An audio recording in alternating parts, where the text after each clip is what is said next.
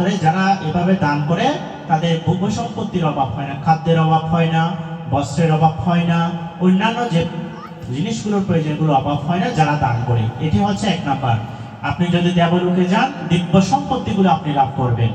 এবং পরিশেষে ভগবান বুদ্ধ বলছেন দানের সবচাইতে উৎকৃষ্ট ফল হচ্ছে যারা দান করে তারা এই নির্বাণ লাভ করতে সক্ষম হয়। এখানে আমরা যারা উপস্থিত হয়েছি, এই যে আমরা প্রবঞ্চিত হয়েছি কেন? নির্বাণ লাভের আশায়, মার্গফল লাভের আশায় আমরা এখানে অবস্থান করছি, মার্গফল লাভ। আর আমরা যারা, আপনারা যারা বুদ্ধ উপাসক উপাসিকা রয়েছেন, আপনারাও কি চান?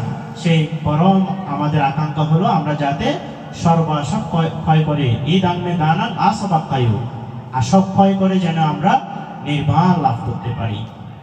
তাই উপাসক উপাসিকাগণ এখানে যারা আজকে দান করছেন, আপনারা সকলে এই শ্রদ্ধা মনে দান করুন।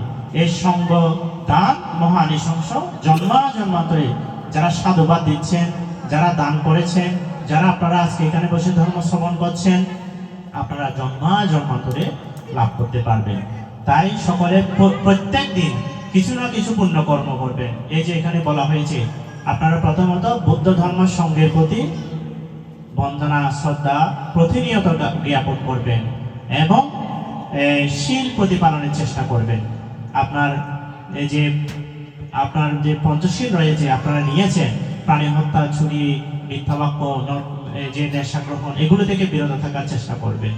এগুলো মানুষের ইহকালে পরকালে উপকার করে। এগুলো যদি আপনি মানেন, বুদ্ধের কথা যদি আপনি মানেন, আপনি জন্মান্তরে রক্ষিত হবেন এবং নির্বাণ লাভের হেতু হবে।